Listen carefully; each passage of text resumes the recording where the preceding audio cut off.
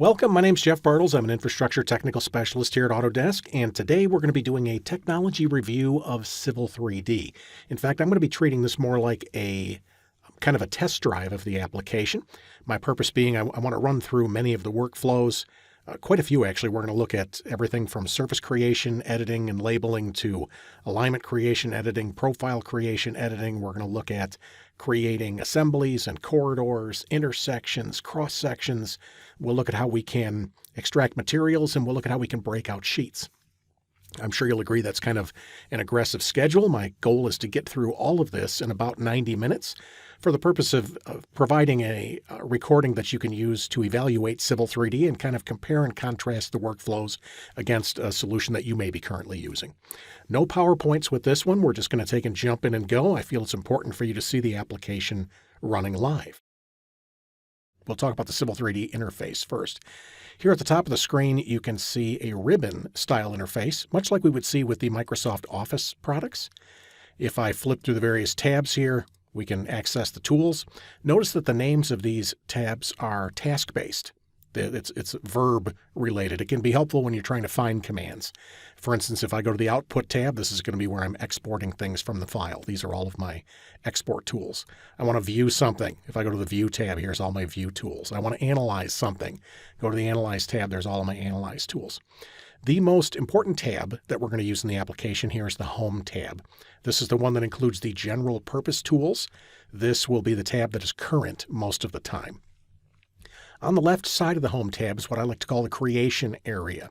This is where we create our civil objects. We'll be using this frequently as we move through the presentation.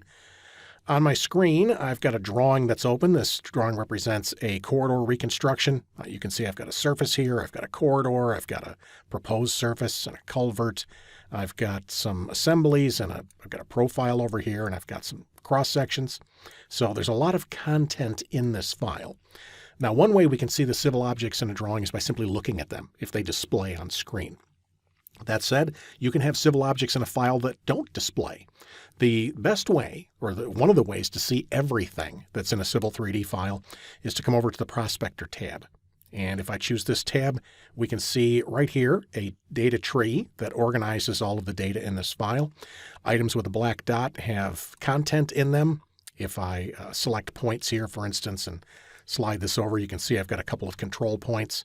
We've got point groups. Let me expand surfaces. You can see that I have 5 surfaces in this file. If I expand alignments, under centerline alignments, we have 4 alignments in here. This is great in the event I get into a drawing and I'm not the author of this drawing. Maybe somebody else worked on it. This is a great place to go where I can start reviewing some of the content that's in this file. Another nice thing, if I have a question about an object, I can simply right-click, for instance, on this alignment, and I can choose Zoom to, and it will take me right to that particular object in the file. So there's the Route 38 culvert. I can do that with almost everything. Let me come down to assemblies. These assemblies are like typical sections that are used to create the corridor models. If I'd like to see what this typical section looks like, I can right-click on it, choose Zoom to. It'll take me right to that area within the file. So as we progress through the presentation today, just remember that all of our data is stored over here, or can be viewed over here on the Prospector tab. Now let's talk about how the data appears in the file. On my screen, I have a surface. If I hover over this, we can see the name of the surface is EG, stands for existing grade. Notice that it has a style assigned to it, existing 1 and 5. This surface is meant to look like an existing conditions surface. That's how it's stylized. Now I can change the style. If I select the surface, I can come over to my Properties palette. Very powerful tool we have in Civil 3D. You can select an object and change most, if not all, of its properties from over here. I am going to change the style. Let's flip this to existing 2-foot and 10-foot contours. Notice the change in the appearance. Let me open this Properties again. I'm going to choose Proposed 1 and 5. Now that looks like a proposed surface. I'm going to put things back the way they were. I will select the surface. We'll open up the menu, and I'm going to flip this back to existing 1 and 5. Now that we understand that, we can change the style on any Civil 3D object. For example, I'm going to select an alignment. If I select the alignment and come over to Properties, I can see that this is meant to look like a proposed center line. If I expand the menu, maybe I'd like this to look like an existing edge of pavement. Maybe that alignment should be a proposed right-of-way. Maybe that alignment should be the proposed center line. So this is an example of object styles. We assign an object style to our civil objects, and that controls the appearance. By having styles, it eliminates a lot of the layer management that we've had to do in the past. Another thing, if we just take this concept to the next level, just imagine if every command in this application could have styles preloaded as part of the command. Now, as fast as you create your content, it automatically is stylized to match your CAD standards. So that's the concept called object styles. This is how we can control the appearance of our objects. In Civil 3D, we also have label styles. Label styles control the appearance of our labels. Every label that you see on screen here is assigned a label style. I'm going to zoom in. I've got a point label here. We can see that it's labeling the northing and easting. If I select that and go to the Properties palette, I can change the style of this label. For instance, maybe I'd like to label the elevation only. Let's expand this. Maybe I'd like to label the point number only. Maybe I'd like to view just the raw description on that point. Let's put this back to northing and easting. So we can have a label style for every type of label in the application. Remember that our object styles can be assigned as part of the commands automatically. We can do that with our label styles as well. So as quickly as you create an alignment, for instance, it'll automatically have the appropriate object style and label style to match your CAD standards. Another thing when it comes to labels, in Civil 3D, your labels will always be appropriately sized for the type of plot that you're making or for the particular scale that you're using. As an example, if I come down to the lower right corner of the screen, we can see this is set to 1 inch equals 50 feet. So these labels are all properly sized for a 1 inch equals 50 foot plot. If I was to change this scale to maybe 1 inch equals 20, notice how every label in the file updates. This works in this drawing. It also works if this drawing was referenced into another drawing. All of this works through an external reference. So this means if I take this drawing and I reference it into a file and I plot that one at 40 scale, all of these labels will be appropriately sized in that drawing. The concept with Civil 3D is we label things one time and then we never have to label them again. Let's flip this back to 50. Notice I have another point label here that's labeling northing easting. It's right around station 12 plus 00. Let's take a look at a title block associated with Civil 3D. Down at the bottom of the screen, I have a series of tabs. These are a lot like the worksheets that we see in Microsoft Excel. Generally speaking, we'll have a tab that represents model space. This is where we do our drafting. And then we can have multiple tabs. In this case, I just have one, but we can have multiple tabs that represent title blocks or layouts. These would be the sheets that we plot. If I click the Plan tab, you can see that I've added a title block to this. Now, if you've never used Paperspace before, the concept of these layouts, generally speaking, the measurements of Paperspace or this layout is in inches. So this sheet would measure 24 by 36 inches or 22 by 34 or whatever sheet size you're using. And then this sheet lays on top of your drawing. You can then cut holes in the paper, like this one. This is called a viewport. I can cut a hole in the paper sitting on top of my model, so I can cut a hole in it to expose the model. And then let me double click out. All I have to do is set the scale of that viewport to the scale that I'd like the geometry to plot. By doing this, I can have multiple areas viewing the same part of the model at different scales, for instance. I can create details. Very, very flexible in allowing us to do that. Now, on screen, I've got a pair of viewports. Here we're viewing the same geometry, same area of the model. Here I'm viewing it at 1 inch equals 10 feet, and here I'm viewing it at 1 inch equals 30 feet. If I zoom in, you can see here's that same point label. Notice that it appears it's appropriately sized in both views, even though they are different scales. Notice that every label appears at the correct size, or at a predictable size, even though these particular views are at different scales. Let's slide this over. We can increase the level of difficulty here. Here I'm viewing the exact same part of the model at the same scale in both views. However, in this view, north is facing downward. Let's zoom in. Notice the contour labels here. It's the exact same labels here. See how they're right side up in both views. We can see the labels on the sample lines right side up in both views. Now you can have that feature turned off on a label style. You can see that I've done that with my station labels on the alignment, and I did this on purpose just to make it easier to understand that this particular view is upside down. If I back up, you can see here's that same point label with the northing easting. If I select the label here, you can see it's the exact same label in both views, and it's right side up in both views.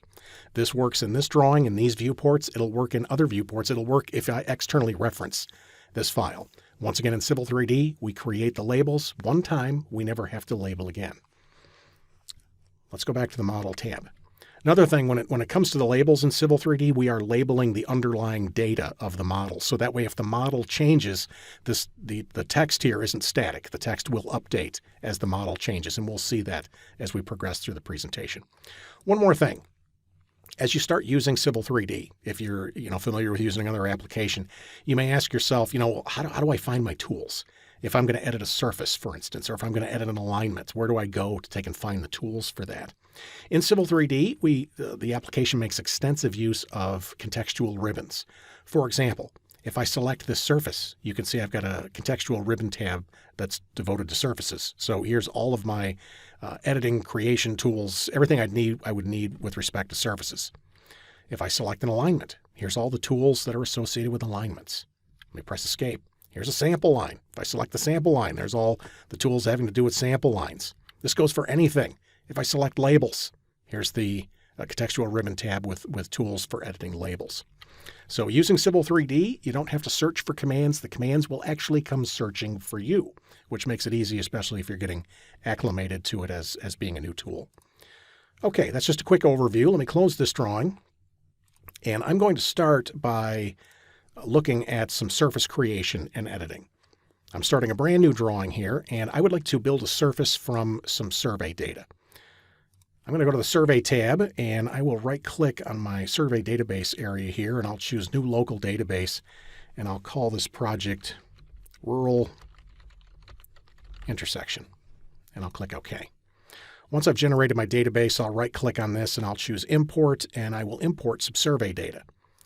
The data that I'm importing is going to be a comma delimited file. This is just data that was collected at an intersection. When I select this, we can see the format of that data. It's point number, northing, easting, elevation, description. You can see there are other options here. You can even create your own file import options if you want. Let's click Next, Next, and Finish. The data comes in the file. It's stylized based on the standards that are associated with this seed file or the template file that I started from. On screen, first things first, we can see the text is a little bit big. Knowing what we know now, I can come over and simply change the scale here to make this a little bit easier to see. Notice that it put the appropriate symbology and label on each point. Notice that it also connected the dots for the linear features. It created the geometry for the center line of the road and the edge of pavement. It also created break lines for the top and toe of slope. So Civil 3D includes tools for like a field to finish workflow. I can create the appropriate commands to start lines, end lines, join lines together, create arcs and things like that. All of that is fully configurable. We have description keys that control the codes that you enter in the field, that it automatically knows what's going to be a line segment or a linear item versus what's going to be a point shot. We can add symbology and labels. So full control over all of that. I would like to build a surface now from this data. To build the surface, I'm going to come up to the creation area. I'll open the surfaces menu. And before I select one of these, just notice the number of ways we can create a surface. I can generate it from DEM data or from a point cloud or from a tin, from geospatial data. I can create it from a grading object or from a corridor. In this case, I'm just going to say create surface. I will give my surface a name. I'll call it EG. Notice that the style is existing conditions and it's assigned automatically for me, which is nice. When I click OK, if I go over to the Prospector tab, you can see there's the surface in the file. Now, surface has been created, but it doesn't have any data in it yet. To add data to this surface, I'm going to go to the Modify ribbon tab. Remember, task-based. I want to modify something. I would like to modify a surface. Here's all of my tools for surface editing. I'm going to choose Add Data, and you can see all the different items that we can triangulate to when it comes to a surface. I'm going to build this from a point group. And when I choose point group, we can see that when Civil 3D imported the points, it created a point group that was based on the comma delimited file that I brought in. So these were all of the points that I brought in. I'm just going to build a surface from those. I'll click OK. As soon as I do that, Civil 3D triangulates to all of that data, and you can see it creates the contours. Now, the style that we see associated with this surface is more of a plottable style. This is what I'd want to see on my plotted sheets. Maybe I would like to review the surface or do some edits. I'm going to apply a different style. Based on what we've seen, I can select the surface. I can go to the Properties palette, and then I'm going to choose maybe this style here, contours and triangles. This allows me to see the triangulation. I can also see the contours. Now, if I zoom in, remember I've got a break line here that represents the toe of slope. You can see that the triangulation doesn't follow that. Now, I don't expect it to. There is a way that I can add these break lines automatically and have them update the surface, but I don't want to show you the automated tool just yet because then I wouldn't be able to show you some of these other little manual tools. So let's look at some of the manual tools first. If I wanted to edit the surface, I can select it, and then from the contextual ribbon, I'll open the Edit Surface menu. From here, I can add or delete lines. I could swap edges. I can add or delete points, modify points, minimize flat triangles. I could smooth the surface if I want to. I'm going to choose Swap Edge. And if I select a triangle edge, you can see that I can flip it, and I could make these follow that break line if I wanted to. Another thing, let me press Escape a couple times to get out. Another thing, this surface lives in this file. This surface is not an external database. It is physically in this file. That means that if I wanted to undo those changes, I can come back in my list here and I can undo the change, and you'll see that it undoes that on screen. This is not true for a lot of applications. If this surface was an external database, for instance, you can't always undo a change that's made to an external file. Since the data lives in this drawing, it conforms to the undo command. So I can undo any application or any command that I've done in Civil 3D. Let's make another change. I'm going to pan over here. I'd like to eliminate some of these sliver triangles. I'll select the surface. I'm going to come up and choose Edit Surface. I'll choose Delete Line, and I will just create a little crossing selection across the triangles that I don't need, and I'll press Enter. And as fast as I take those away, you can see how the contours update. I could also preload settings in here, build settings that say don't triangulate to anything that has an elevation of 0. Don't create triangles that are longer than 300 feet. Don't create triangles that have a wider angle than maybe 160 degrees. There's a whole bunch of properties that I can set ahead of time to eliminate some of the edits like that one, some of the edits that I made over there. As I look at this surface, I can see I've got some other examples here where the triangulation should follow these break lines. Let's look at how we can automatically assign those survey figures as break lines to this surface. If I come back to my Survey tab and I go to my Rural Intersection Survey Database and come down here to the Figures group, this represents the figures that were created from that survey data. I can come down and choose Create Break Lines.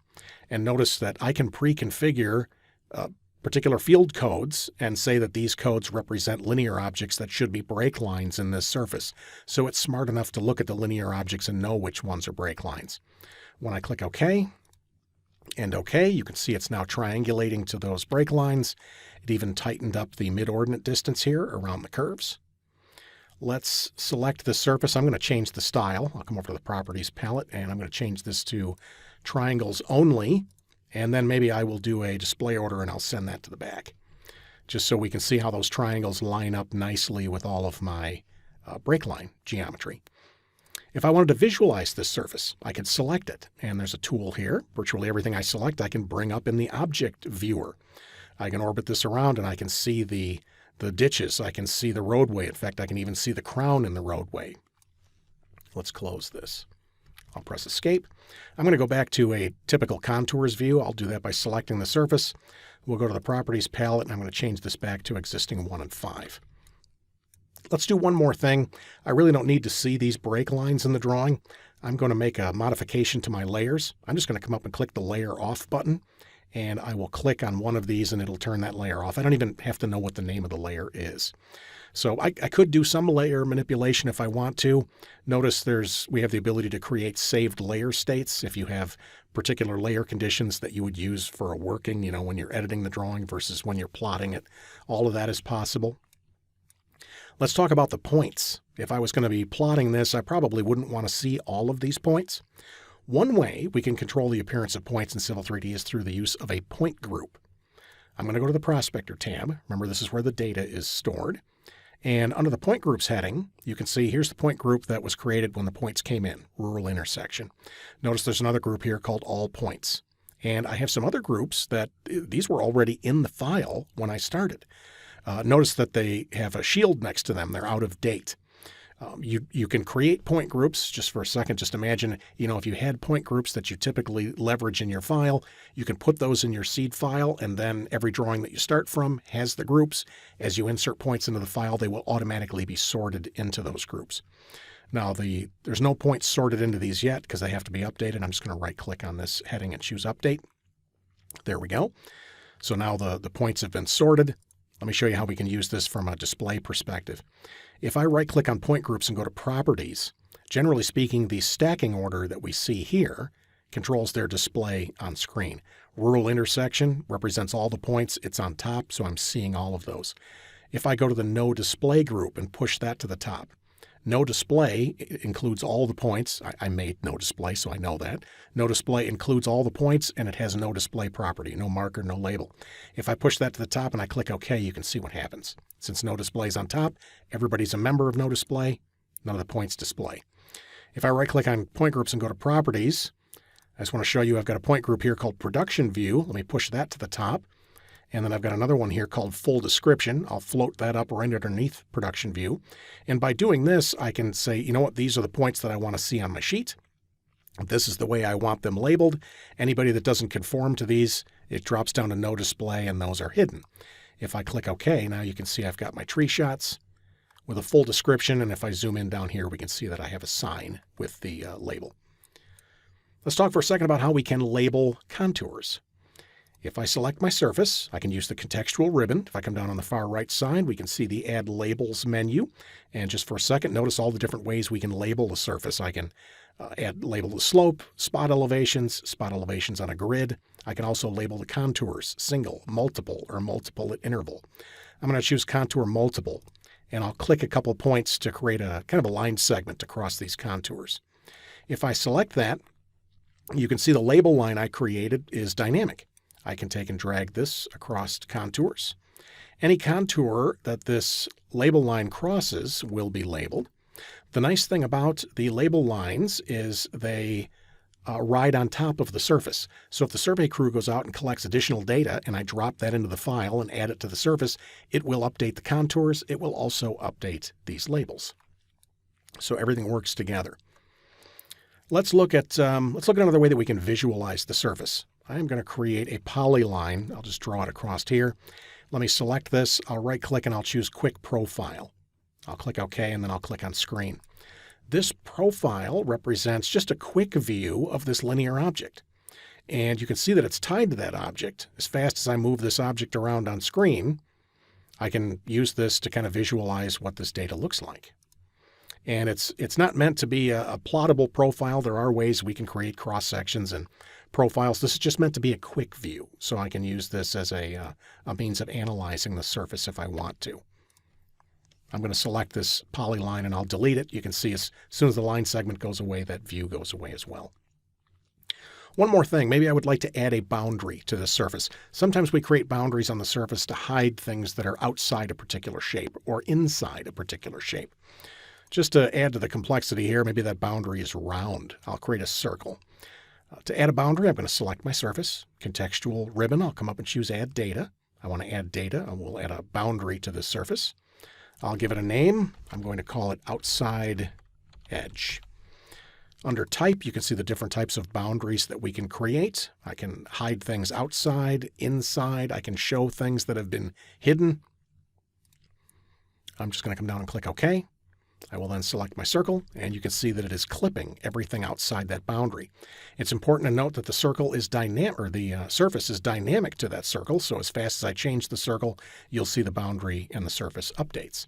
If I press the Delete key to eliminate that circle, the boundary's gone and the surface comes back.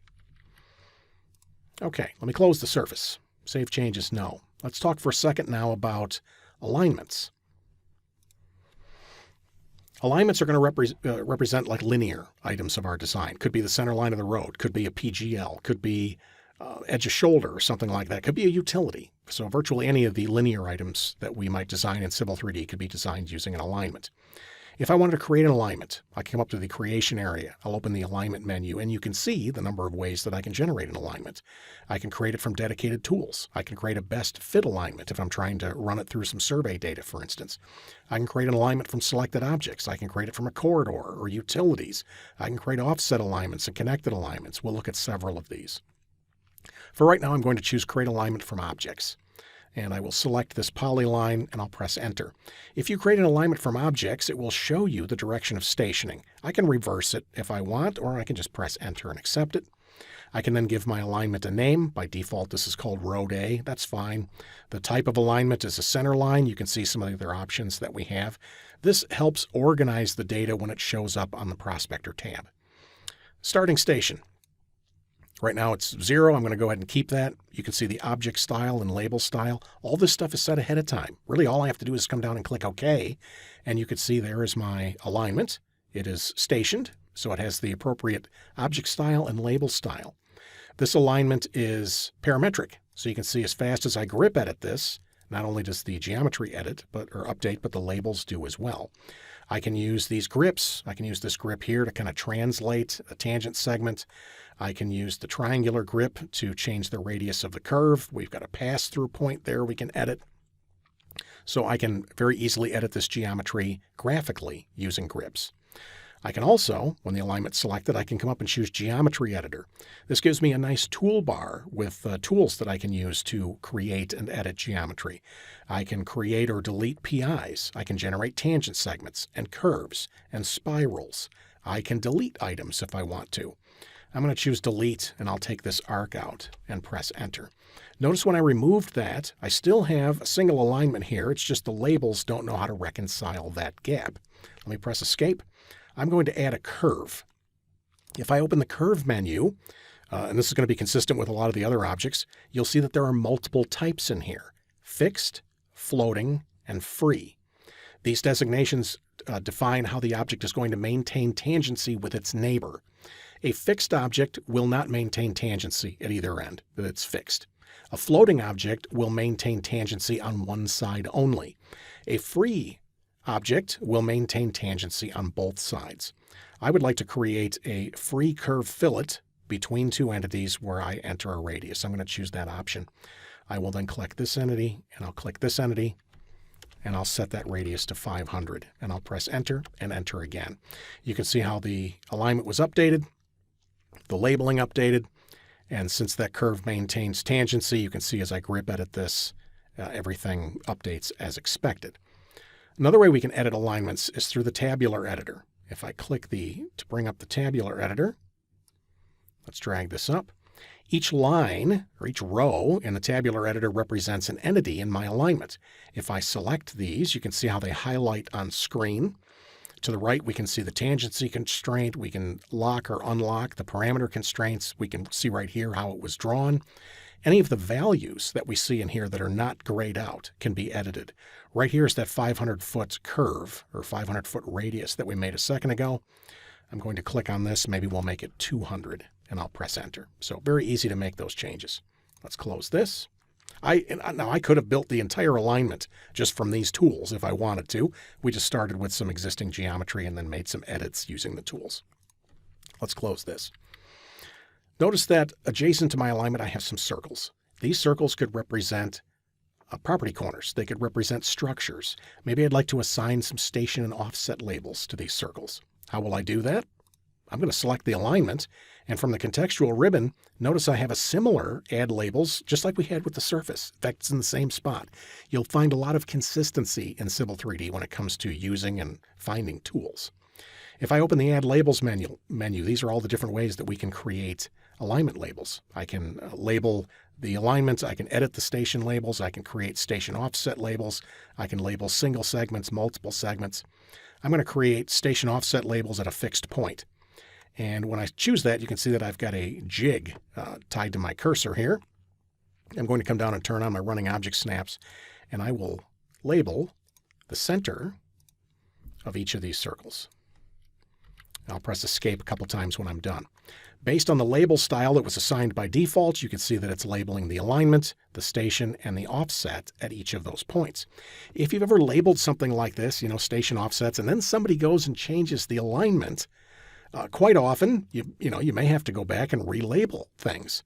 Notice with Civil 3D, as fast as I change this alignment, all of these labels update. And I could put the labels here. I could put these labels in another drawing. These labels could be referenced. The nice thing is that's labeling the data. If the data changes, the labels update. Label it once, never have to label it again. The labels are maintenance free. Now let's do this. After you create station offset labels, what happens if maybe you restation this alignment? To restation the alignment, I'm going to select it. And from the contextual ribbon, I'll go to Alignment Properties. Here on the Station Control tab, I can see the start station right there. I'm going to make this station 200, and I'll click OK.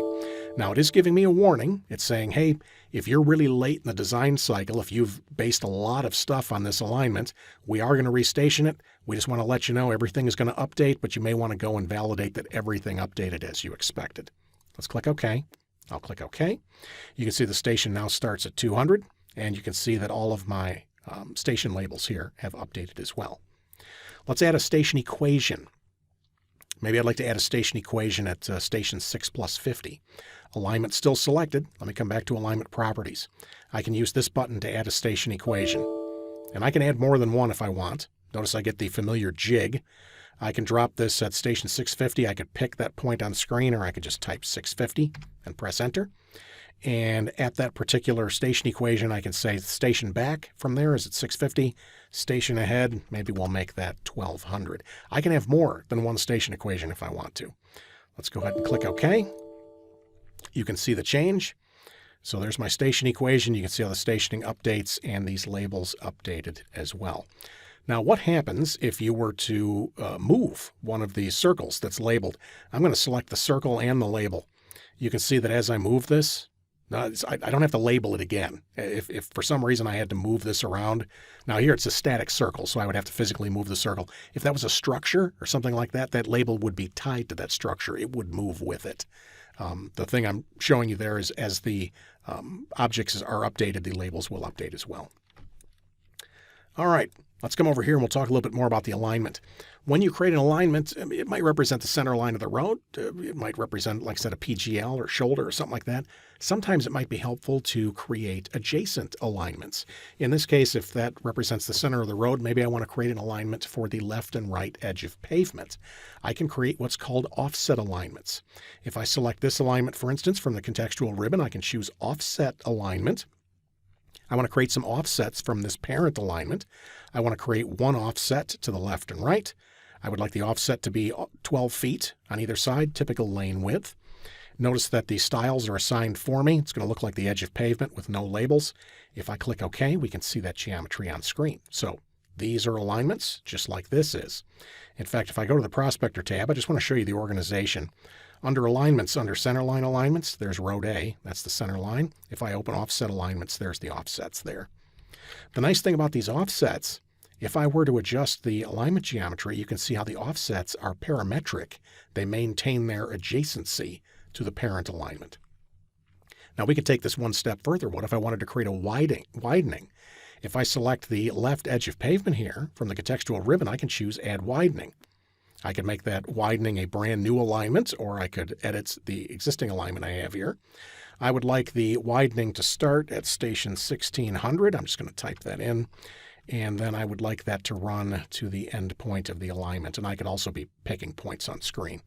Let's press enter. You can see the widening there. Not only can I see it graphically, I can also see it here in this tabular editor. Really nice as you select the items in the tabular editor, they'll even highlight on screen to make it intuitive. My offset, currently that's -25. That is the measurement from the parent alignment. If this was meant to be like a 2-lane offset here, let's make that -24. That would be 12 and 12 for 2 lanes. If I click the transition, notice it's linear right now, but you can see some of the other options that I have. I can also change the stations and the transition lengths from here. Let's close this.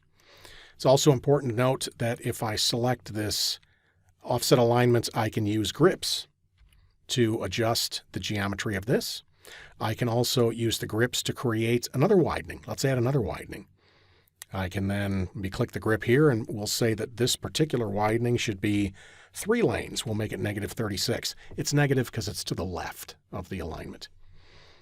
I can use this grip to change where the transition is. If I click the grip in the middle, I'll get access to the start and end of the transition. All the while, if I select the parent alignment and make an adjustment, you can see how all of that is tied together. When I'm finished, I'm going to go ahead and close this. And let's talk for a second about profiles. I'm going to open up this drawing profile info.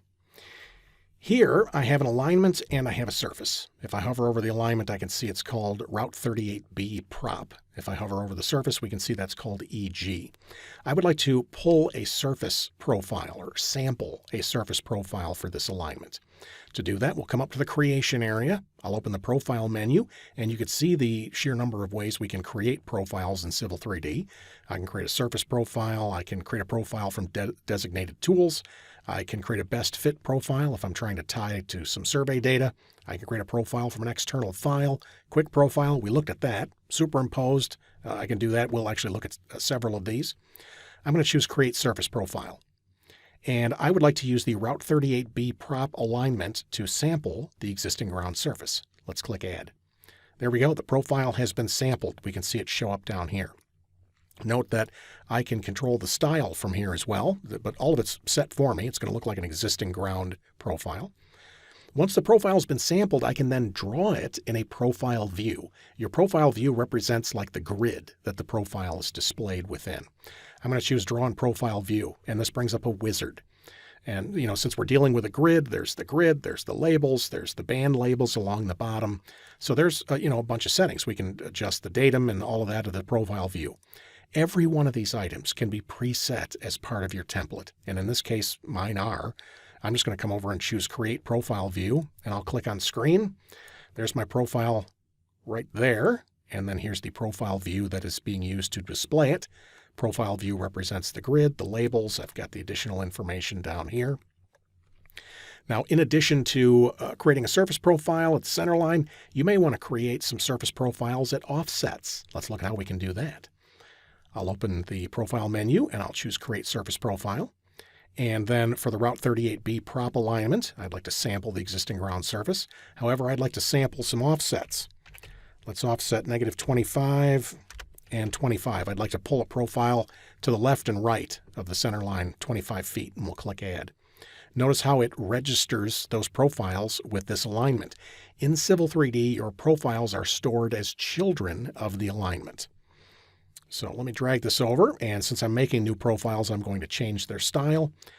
This one on the left side here, I'll use this style that's appropriate for left, and I'll use this style that's appropriate for right, for the right side. I will then click OK. I didn't have to draw a profile view because I already have one. So here we can see there's the center line. This geometry represents the 25-foot offset on the left. This one represents the sample of the surface sample at 25 feet to the right.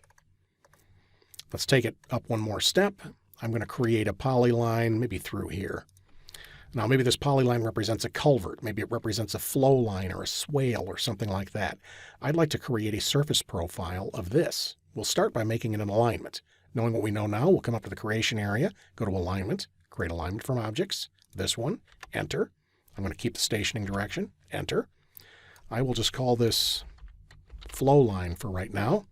We'll keep the defaults here, keep the default styles, and I'll click OK. Let's make a surface profile from this. Profile, create surface profile. I would like to use the flow line alignment. Notice it doesn't have any profiles yet. I'd like to use this alignment to sample the existing ground surface. Let me click Add. Let's draw in a new profile view. I'm going to keep all the settings here. I'll choose Create Profile View, and we'll drop it right here. The nice thing about the profiles that we create in Civil 3D is they are dynamic to our alignment geometry. So as I make changes here, you can see how that updates on screen. Now I would like to, maybe it would be nice to take the profile that we see here from this object and project it into the main profile. We can do that. If I select this profile view, I can come up and choose Superimposed. I will then select the profile I'd like to superimpose, and I'll select the profile view where I'd like it to display. And now we can see it over here. Let's move these things around. I am going to make some room for myself. I'll move this profile view down. We'll move this one over. Notice that I am moving my profiles. You can't do that in a lot of applications. Sometimes there's hidden blocks or cells or things like that. In Civil 3D, these are objects that are displaying the data from our model. I can move them wherever I like. Let me select this flow line here, and you can see that as I adjust this, it's updating here, and the projection is updating as well. Okay, let's talk about how we can create a finished grade profile. I'm going to start by hiding some of these extra profiles in here I don't need. I'll select the profile view. And from the contextual ribbon, I'll open the Profile View Properties menu. And on the Profiles tab, I can see all the profiles that are displayed in this view. I can just choose to draw or hide the ones that I don't want to see. I only want to see the center line. I'll click OK. And from here, I can create maybe a proposed finished grade centerline profile. Once again, I'm going to go back to the Creation area, and I'll choose Profile Creation Tools. I'll select my profile view. I can then give my profile a name. You can see that the name is assigned by default in this case. It's going to be the alignment name space FG for finished grade, all taken care of for me. The object style and the label style assigned for me. Let me click OK. Notice the toolbar that we use for profiles. It's pretty much the exact same toolbar that we use for alignments, because a profile is essentially a vertical alignment. So once again, consistency in the use and the application of the tools. I've got tools here where I can create or delete PVIs. I can create tangent segments or curves. I can create copies of profiles. I can raise and lower them. I can create profiles from the tabular editor if I want to. I am just going to manually draw some profile geometry in here. I'll click that option, and I will start maybe at the end point here. One of the nice things about Civil 3D is you can create geometry conceptually because you can very easily go back and change it later, and everything else will update. So I don't have to be really specific in the beginning if I don't want to. You see I can free pick a point on screen there, and by default it's creating a 200-foot vertical curve. That's just one of the default settings. Maybe I would like to draw to a specific station and elevation. If I come over to the right side of the screen, we'll find these transparent commands. These are a lot like, we'll call them modifiers. They allow me to modify the current command. I can say rather than picking a point on screen, I'd like to draw to a specific profile station and elevation. So we'll go to maybe station 1065, and I would like to be at elevation 1097. Let me press escape. Let's look at some of the other options. From here, I can draw at a specified grade to a station. I can draw at a specified grade to an elevation. I can draw at a specified grade to for a particular length if I want to. I'm going to do grade station. So what's my grade? Let's do maybe -2%. You can see I'm locked at that grade, and now I can draw this to a station. I'm just going to type 1385. From here, I'm just going to, maybe I'll just snap to the end point of my existing profile. As soon as I finish, you can see how that geometry is labeled. If I select this, we get very similar to grips to what we had with our alignment. I can use the grips at the end here to adjust the grade of that particular segment. I can click the grip in the middle to translate that particular slope. I can use the triangular grip to change the location of the PVI. I can use these grips to change the location of the PVI while holding the grade in or the grade out. So very easily I can grip edit those. I can use the tools down here to make changes or additions or remove things. I want to insert a PVI, for instance. And we've seen I could put this at a particular station and elevation, or I could physically pick one on screen for right now, just for the interest of speed. And then maybe I'd like to put a vertical curve on this. Let's come down to the curve menu. You can see fixed, floating, free, very similar to how we create alignments. I would like this to be a free vertical curve, parabola-based PVI. All I have to do is click near the PVI and then type in my radius. I'll type 200, and I'll hit enter and enter again. So there's my geometry. I can move this around. I can add, I can make changes to it using the toolbar. We also have a tabular editor. for the profiles, much like we do with an alignment. From here, I can see the location of every PVI. I can see its elevation. I can see the grade in and out. If we have curves, I can see those, and I can see the radius or the geometry for that. I can edit most every item in here. As an example, that first vertical curve length is 200 feet. I'm just going to make that 100. When I press enter, you can see the change on screen. Maybe I take that first PVI. I can see the grade out of the first PVI is negative 7.73. I'm going to make that negative 8%. And when I make the change, watch the second PVI in the list. You can see how as the grade changes, it modified the next PVI in line. We can also work in the other direction. If I grab that second PVI right here, I can adjust the grade in. This will modify. Let's make this negative 7. When I press enter, this will modify the elevation of the PVI incoming. So I can work in either direction. I can take and draw geometry in either direction for my profiles. Let's close this, and I'll close this.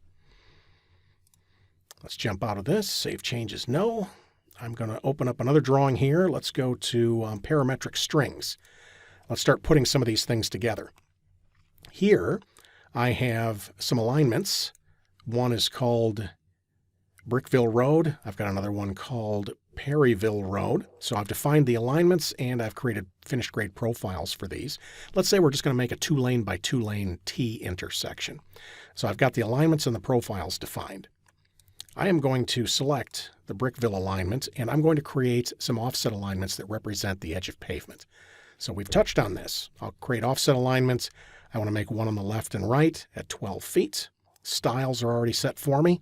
Since this alignment already has a finished grade profile, I can say create offset profiles as well. It will look at the parent profile for the center line of the road, and here's where I can apply a cross slope. I can also assign a style to the profile if I ever choose to display it in a profile view. Let's click OK. So now I've got horizontal alignments, and these also have associated profiles. I can see or edit that data either in a profile view if I chose to draw that, or if I click the alignment, I can come up to the contextual ribbon and choose Offset Profile Properties. Here on the offset parameters, I can see that currently the entire run on this edge of pavement has a cross slope of negative 2%. Notice that I can add stations to this. I'm just going to add station 500, for instance, and maybe we'll give this a slope of negative 4. I'll type that in and press enter. I'll press escape when finished, so you can see that I've added another station. I can go through and add multiple regions here, and it'll take and create the transitions between these points. So that's also possible. It doesn't have to be a static, one slope for the entire run. I can also remove these just by selecting them and clicking the X to take them out. So let's just keep this at negative 2 for the full run. I'll click OK, and I'll press escape. Let's create some offset alignments for this street. I'll select the alignment, offset alignment. Perryville, we'll do one on either side at 12 feet. I'm keeping the default styles. Let's do the offset profiles. I would like to view these in a profile view. So let's say superimpose these into a profile view. I'll select the profile view that was, up and to the right there that this one's already using. And I want that at a negative 2% cross slope. Let's choose this style called left, just so it looks a little different than the centerline profile. And I'll click OK. If I come over here, now I can see there's the centerline profile, and here are the profiles that represent the edge of pavement. If I select both of these, go to the properties palette, you can see there's actually 2 of them there. The left and right side of the road are on top of each other because it's a crowned road. If I select the centerline profile and pull this up, you can see how those offset profiles are parametric to that centerline profile, which is fantastic. Let me come over here. Now I have the geometry, both horizontal and vertical, for the edges of pavement. Now I just want to tie these alignments and profiles together. I can do that by creating a connected alignment. If I select this alignment, I can choose connected alignment, and I want to connect that alignment to this one. And then I can click where I'd like to put my return. I'll click here and press enter. And then I can apply a radius to this. Basically, I'm creating the horizontal geometry, how I'm going to connect these alignments. So, let's do a 50-foot radius. Maybe a 50-foot radius. I'll choose my style. We'll do proposed edge of pavement and no labels. I can also do a connected profile. So not only do I want you to connect, from a horizontal perspective from one to the other, I want you to tie the profiles together too. And it's selecting both profiles. I can choose a profile style if I want here. I'm just going to keep the defaults and I'll click OK. So there's one. Let's do this one. I'm going to select this alignment and I'll choose connected alignment. I want to connect to this one. And I want the return on this side. I'll press enter. We'll keep the same settings that we had before, 50-foot radius, connected profile. It's going to connect the one profile to the other. I'll click OK. And I do that so I can show you that if I click this center line alignment and move this, you can see how that is dynamically linked. So those have relationships. They are parametric to each other. So if one changes, everything else will update. Likewise, if I press escape to deselect that, if I come over to my center line, let's pull this up. I'm going to pull it up and let's pull it up crazy there. We're at like 11% slope. I do that so that I can tip this up into 3D just so you can see how these line strings are tied together. Here's the road coming downhill, tying into this road, and you can see how the profiles are connecting there in 3D. All right. So that's how I would start tying these things together as I create them. Let's take this another step. I'm going to close this, and we will open another drawing. I'm going to open up the assembly intro. The assembly is like a typical section. This is how we control the shape of our corridor. The assembly object itself is simply this line right here in the middle. So that's the assembly. The assembly then contains subassembly parts that represent the roadway. I've got an object here that represents the lane. I've got one for the curb. I've got one for the sidewalk, and I've got one for the daylight. Let's talk for a second about how these subassembly parts are built. Subassembly parts are made up of three things: points, links, and shapes. The points are displayed as these rings. If I hover over this point, I can see that it has a code. Notice it's back of curb. If I hover over this point, I can see it has a code, ETW, that stands for edge of traveled way. Let's hover over this point. This one's called sidewalk in. So from a programming perspective, each of these points has a name. It knows what it is. Now, as this assembly is copied along the corridor, along the baseline, these points will be connected. It'll connect the dots. This is what creates the longitudinal geometry of the corridor model. So this point is what's going to create my sidewalk geometry. This point is what's going to create my back of curb geometry. This one's going to create my edge of pavement geometry. So from a programming perspective, that's what they're designed for. They connect the dots. Another thing, by having the codes on the points, it makes it very easy for me to label these things later. Either I want to label them on the assembly or if I want to label them in my cross-sections. Since each of these points has a name, when I create my cross-sections, I can say I want to apply a station offset label to the back curb. I want to apply a station offset label at the edge of pavement. And it'll automatically know where it is because all of those points are coded. So that's points. Subassemblies are also made up of links. A link is a connection between 2 points. These also have codes. If I hover over this one, I can see it has multiple codes. It's called top, datum, and sod. Let me come over here. This link has multiple codes: top, datum, daylight, and daylight cut. The links are used to create surfaces. If I wanted to create a top surface for my corridor, once I built the corridor, I would say I want to triangulate to every link that contains the top code. If I wanted to create a datum surface that I would use for my earthwork calculations, after I generate my corridor, I would go through and say, I want to triangulate to every link that's named datum, and it'll build the surface for me. These links can also be used to create hatch patterns if I would like to display those. These links can be used for labeling, both in the assembly here or in the sections. As an example, this link is called Pave 1. So in my cross sections, once I generate those, I can say, hey, any place you see a Pave 1 link, put a slope label or a grade label on it. Any place you see a daylight link, put a slope label on it. Finally, points, links, and shapes. The shape is any place where we have multiple links creating a closed area. These can also be coded. If I hover, you can see that this one's called sidewalk. If I hover over this one, you can see it's called curb. Shapes are used to extract material quantities. When I pull sections, I mean, if you've ever manually gone through and traced these areas and then calculated the trapezoidal volume from section to section. We don't have to do that anymore. These shapes they're already traced. They already have a name. So when I create my sections, all I have to do is go through and say, show me the volume of the sidewalk. Show me the volume of the curb, and it will extract that for me automatically. And we'll look at that in just a little bit. So I've got my assembly there. Let's look at what it takes to create an assembly. I'm going to come up to the creation area. I'll open the assembly menu and I'll choose create assembly. I'm going to call this typical section. And I'm going to keep the default styling here. I'll click OK, and then I'll click on screen. So there's my assembly. Now I want to add some road parts. I'll do that by selecting the assembly, and I'll open the tool palette. And here on the tool palette, I can flip through the tabs, and you can see all of the content that comes out of the box with Civil 3D. Everything from lanes to shoulders to sidewalks to curbs, daylights. There are generic objects here. We also have conditional objects. I can create trenches and retaining walls. There's a ton of content. In the event you can't find what you need shopping off the rack, Civil 3D also includes a tool called Subassembly Composer that will allow you to create your own roadway parts if you need them. For this example, I'm going to add a couple of lanes. I'm just going to come up on the Basic tab and I'll choose the basic lane. And then I'm going to click the insertion marker here a couple times to give myself a pair of lanes. Since I use the basic lane, I'm going to right-click on this and choose Help. I just want to show you that there is phenomenal documentation when it comes to these parts.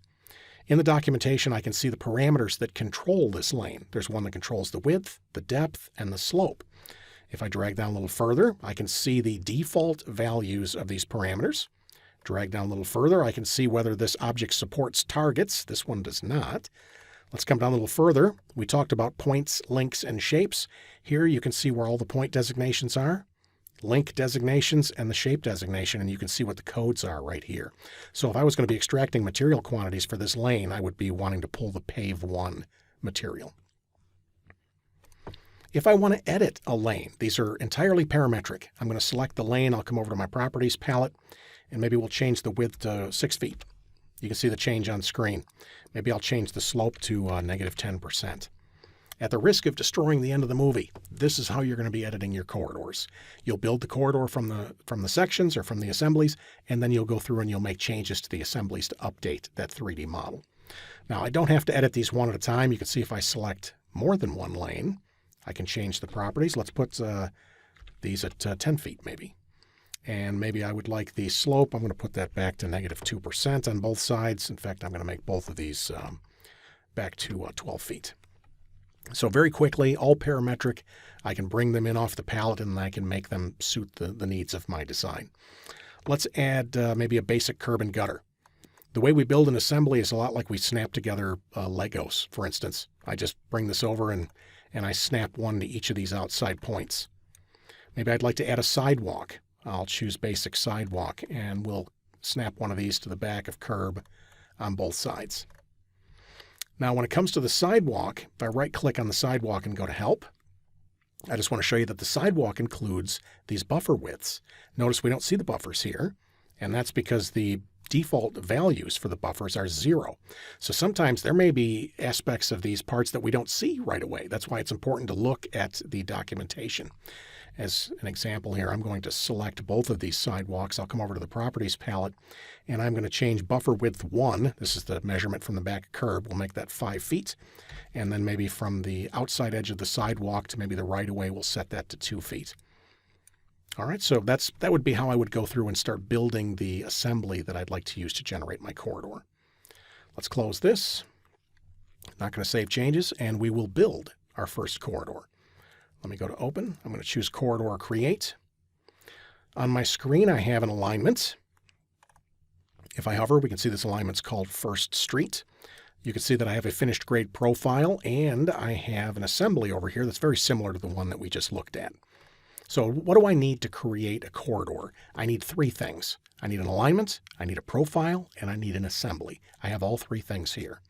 To create the corridor, I'm going to come up to the creation area. I'll open the corridor menu and I'll choose corridor.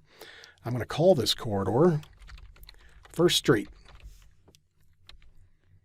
Then I can establish my baseline.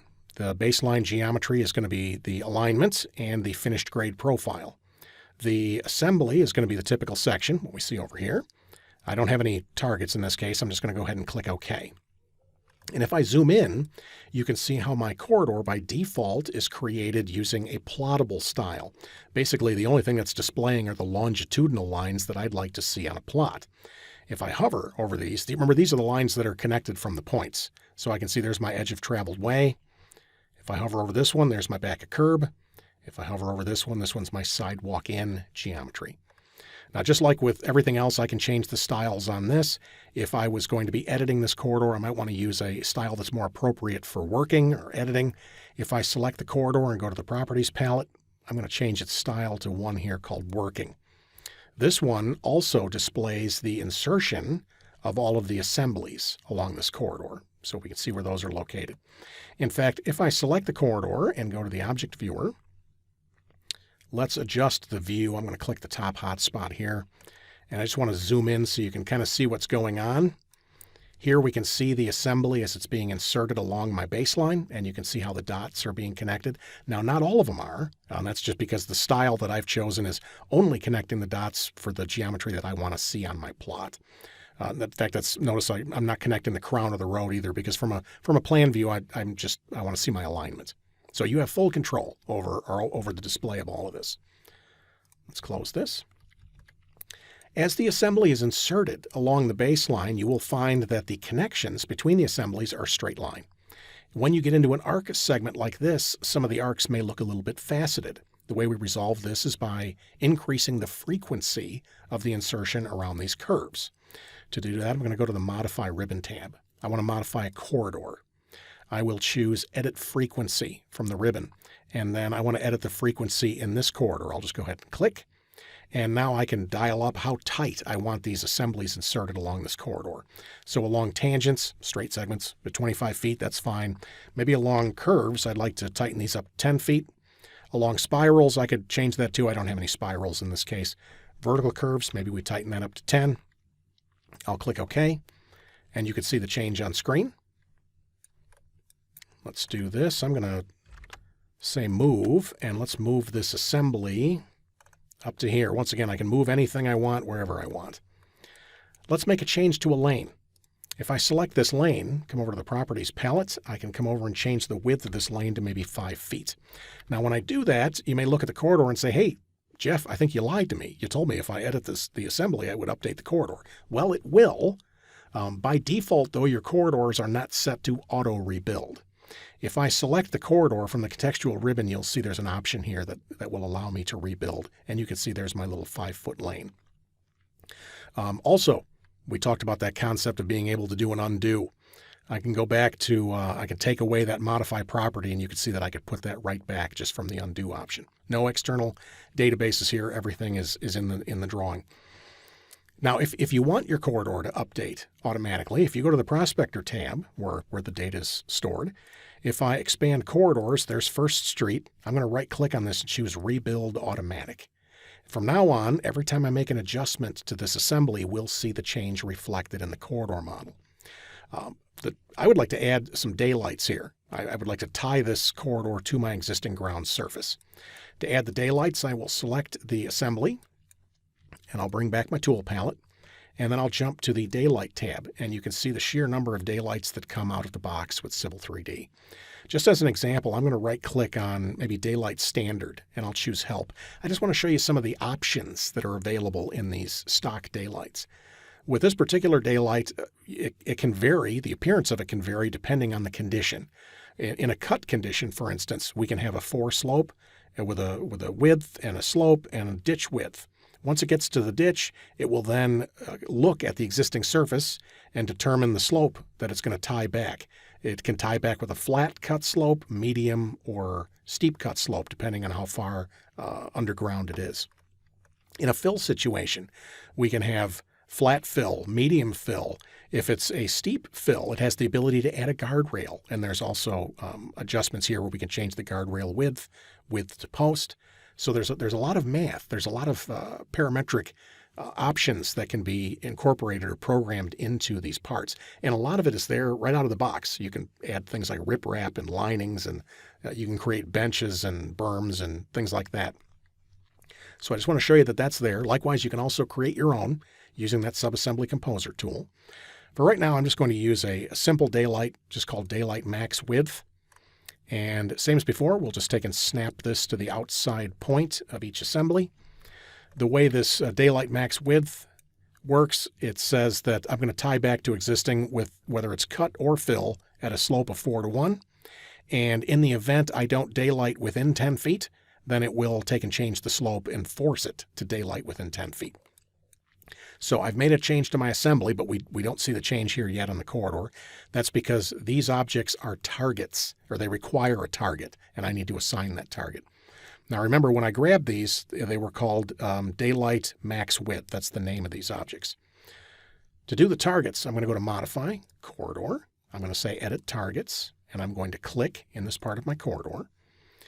Now when we do targeting with a corridor, there's three types of targeting we can do. We can target a surface, we can target an alignment or a horizontal item, or we can target a profile or a vertical item. Let's open up surfaces. What this is showing me, it's saying the assembly that runs through here has an object called daylight max width on both the left and the right side, and those support a surface target.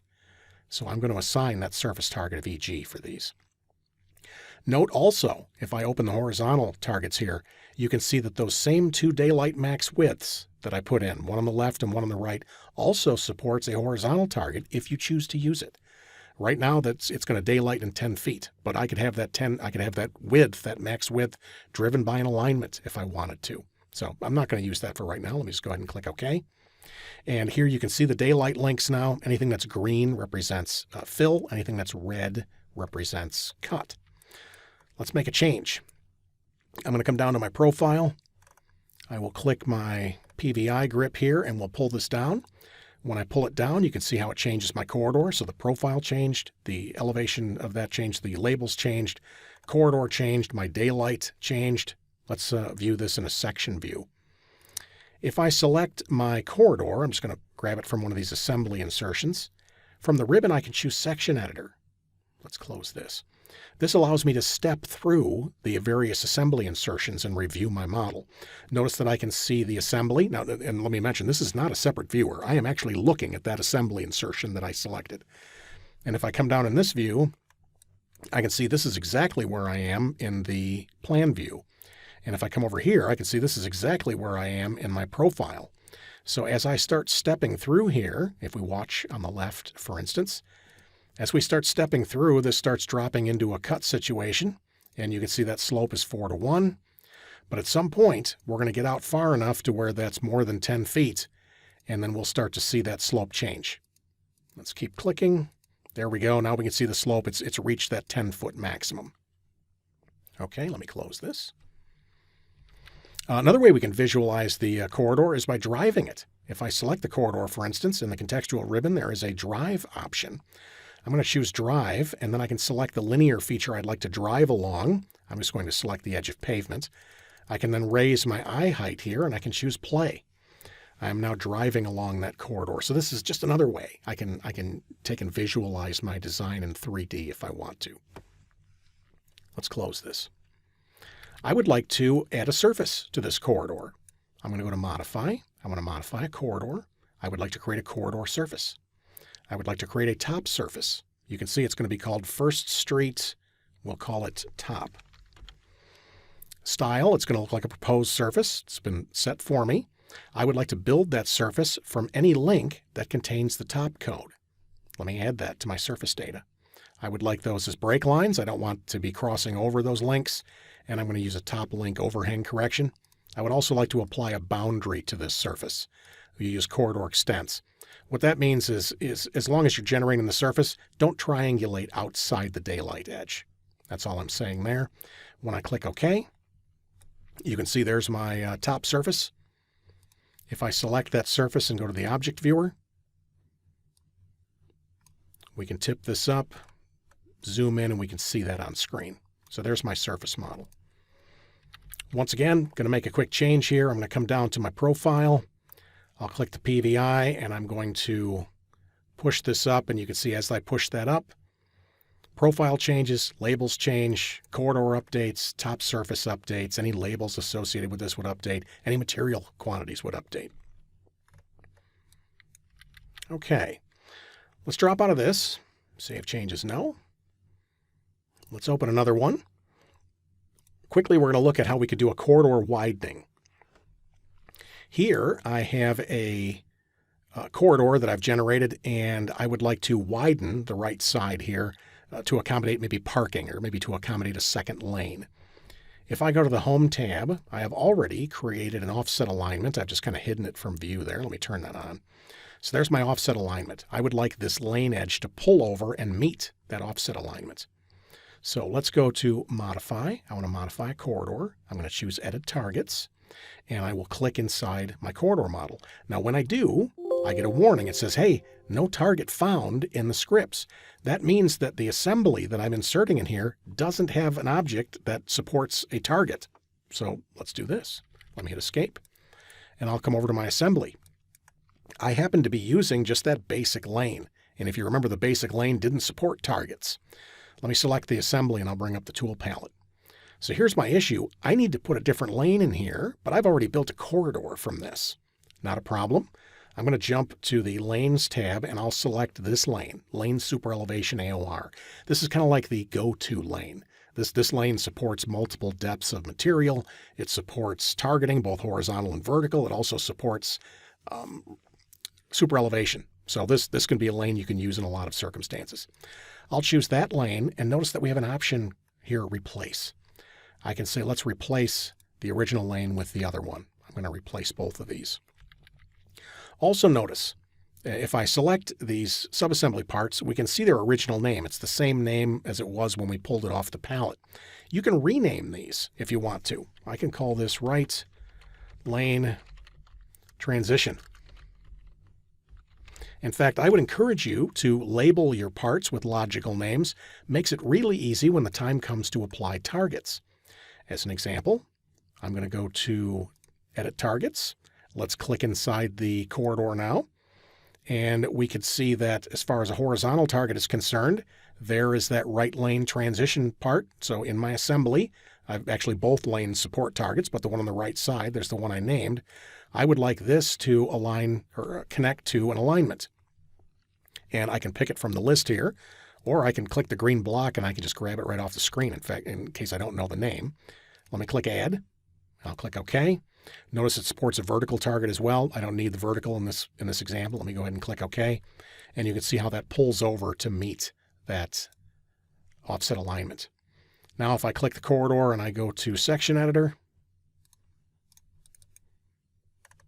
we can see Plan, Profile, Section. If I come up here and start stepping through the sections, we'll start to see that pull out.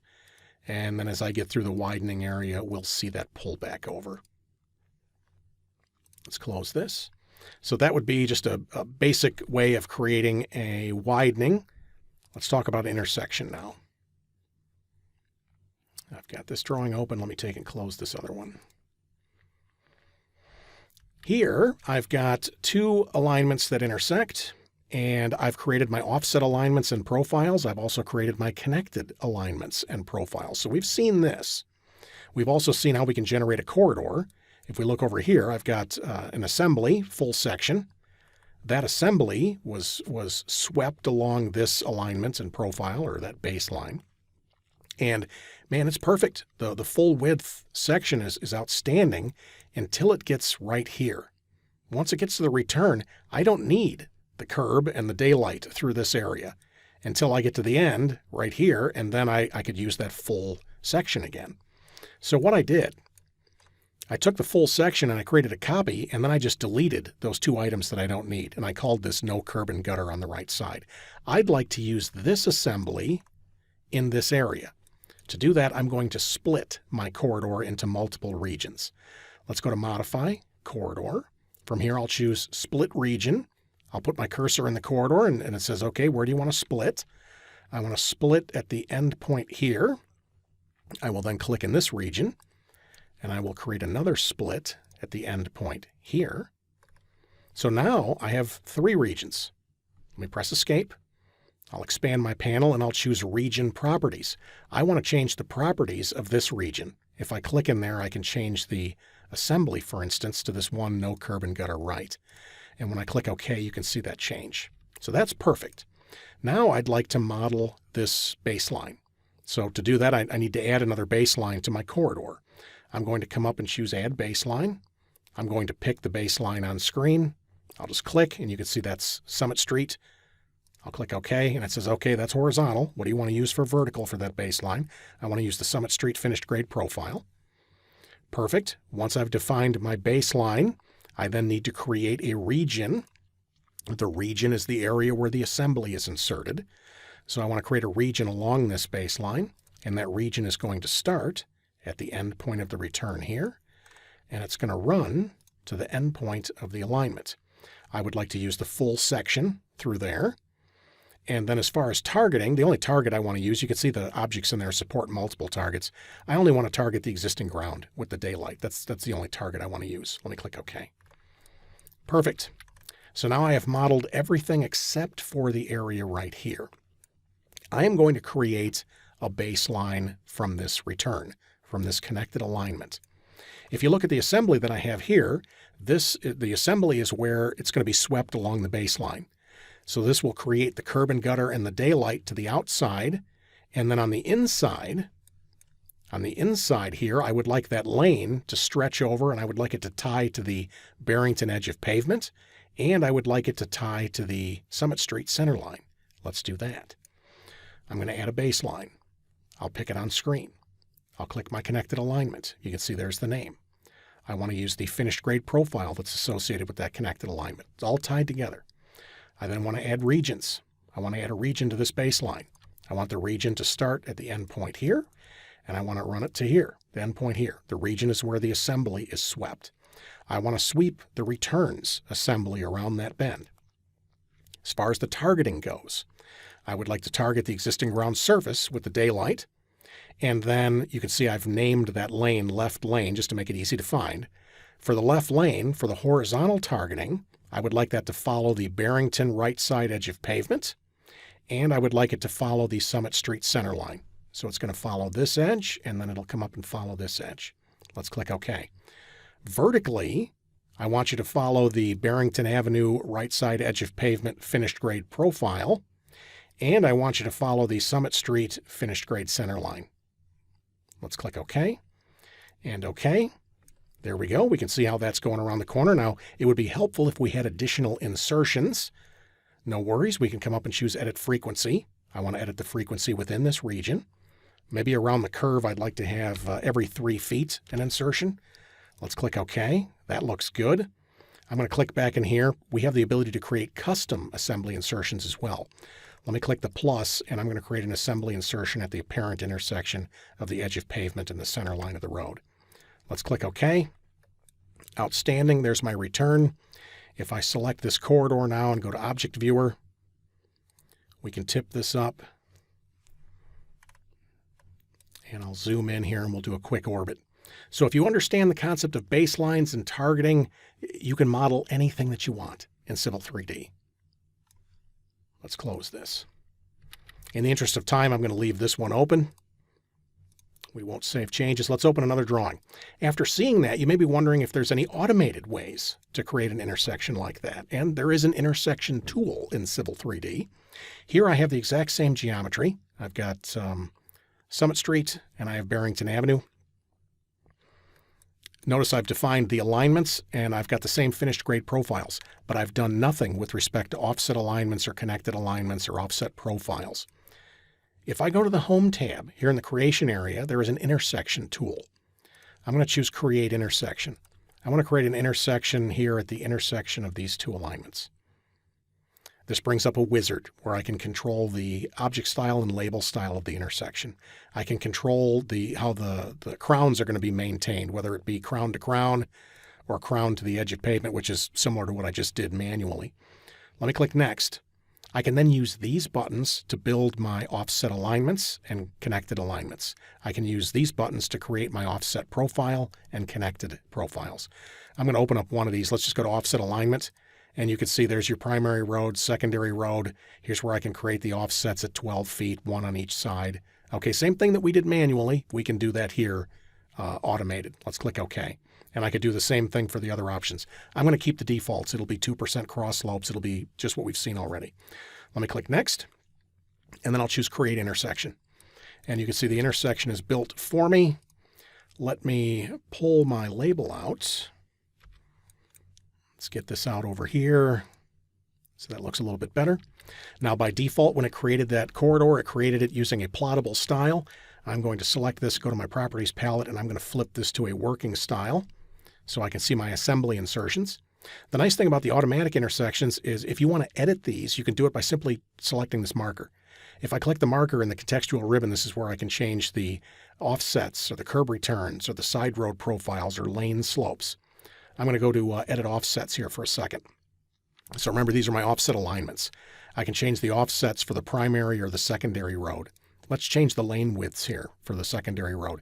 If I click, you can see how it highlights on screen. It also highlights in this little graphic to make it easier to see. Maybe these lanes will be 15 feet wide. So I'll set these to 15 and I'll press Tab. Now it does start to break down on screen a little bit. That's all right because things are kind of stretching around. Once I'm done, all I have to do is come up and say Recreate Corridor Regions. And I'll click Recreate and you can see that update on screen. Let's do one more thing. I'm going to go to Edit Curb Returns. Right now we're looking at the northeast quadrant. In fact, we can see that highlighted right here.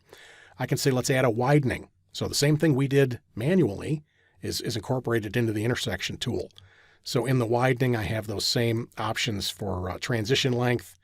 I can do the widening detail. The offset right now is 10 foot. I'd like that to be a full lane width. We'll make that 12 feet. Once again, breaks down on screen. That's all right. Let me close this. And I'll choose Recreate Corridor Regions.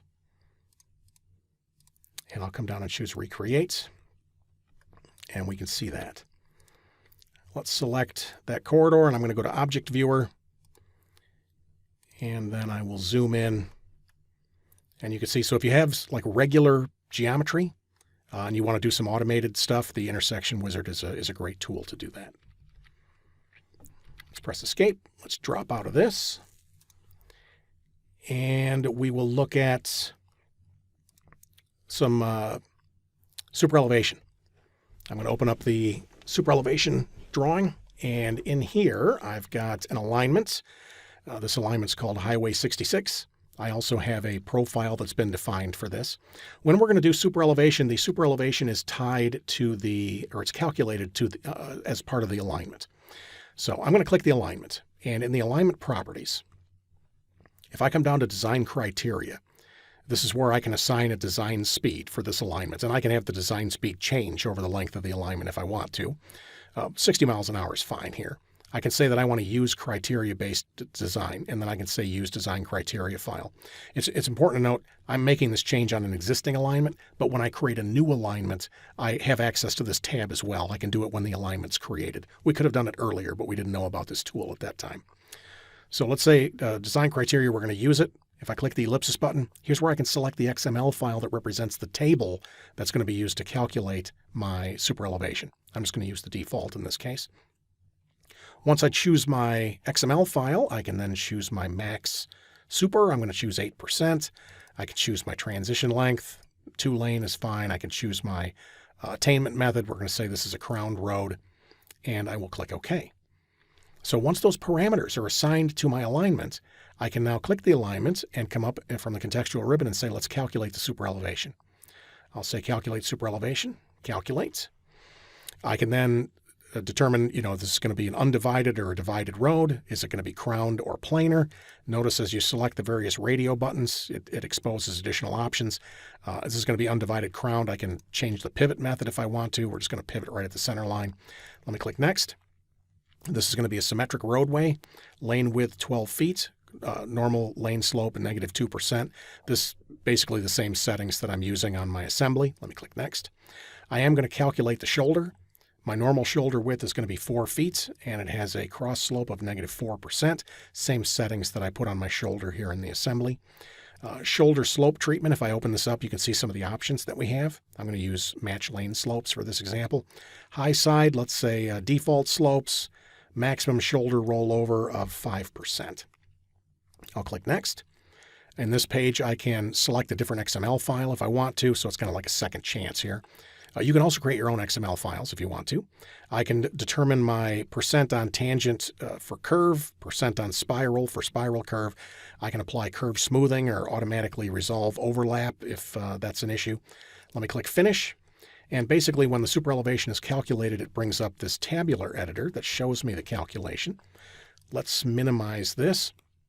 Here's my curve. If I expand that, you can see here's my transition in and my transition out region.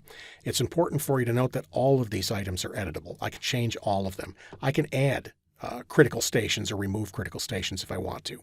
Here I can see the run out and the run off. Once again, I can take and tweak these if I have to. Let me take and expand this out. Here's the run out and the run off for the transition out. Notice that there are 4 columns. One for the left outside shoulder, left outside lane, right outside shoulder, or right outside lane, right outside shoulder. And here you can see the percentages at the normal roadway, and here you can see how it's calculating the super, and then you can see how it comes back to normal at the end. So basically all of that stuff's calculated. It's all in a table that's editable. Let me close this. Also notice that it put items on the alignment so I can see where the normal crown is, the level crown, reverse crown, full super. Once I've calculated my super, I want to do one more thing. This happens to be that lane AOR that we looked at a second ago, the go-to lane. I just want to show you that on your assembly, you would go to your properties palette and you just have to tell these lanes which column to look in for their slope. So I'm going to say use superelevation. Right here, I'm telling it which column to look at to get its slope, and this is set to right lane outside. Likewise, this one is set to left outside shoulder. Okay, so you calculate your superelevation and then you apply you pick the slopes for the various lanes. Now we can create our corridor. Corridor.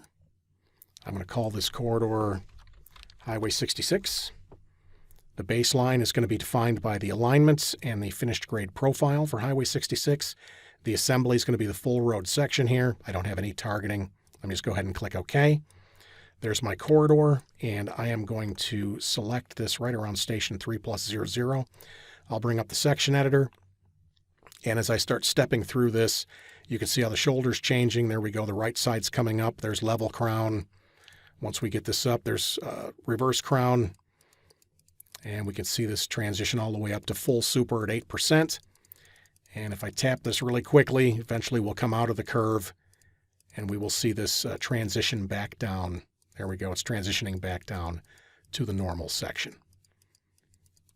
Okay, so that's how we can create a super elevation. Just the basics of creating a super elevation. Let's close this. Save changes, no.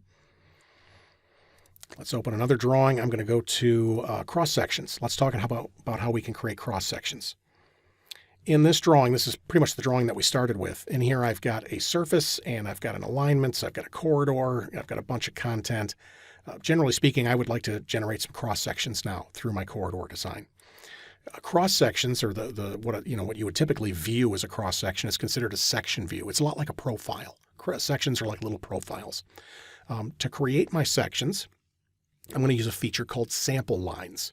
A sample line is like a little miniature alignment. They're like little alignments that are used to pull those sections. Let's go to the Home tab. And to create my sections, let's back this up a little bit. I'm going to create sample lines. I will then apply those sample lines to my centerline alignment. And these are the styles, both object and label style for the sample lines. Sample lines sample the data that's in the model, and you can see the data associated with the alignment that I clicked on. There's my existing ground surface. I can pick the style for that. There's my corridor. I can pick the style for that. And I could do this later if I want to, but the styles that I assign here will be the styles that show up automatically in my cross sections. Let's do that. You could sample more data after the fact if you want to. Once I determine the styles for my sample lines, I can then determine where the sample lines will be placed. I'm going to use this toolbar to place these at a range of stations. And I can create the sample lines from the beginning to the end of the alignment. Not necessary in this case. You can see the corridor starts right around station 400. So we'll say the start station for our sections will be at 400. The end station, this corridor doesn't go the full length.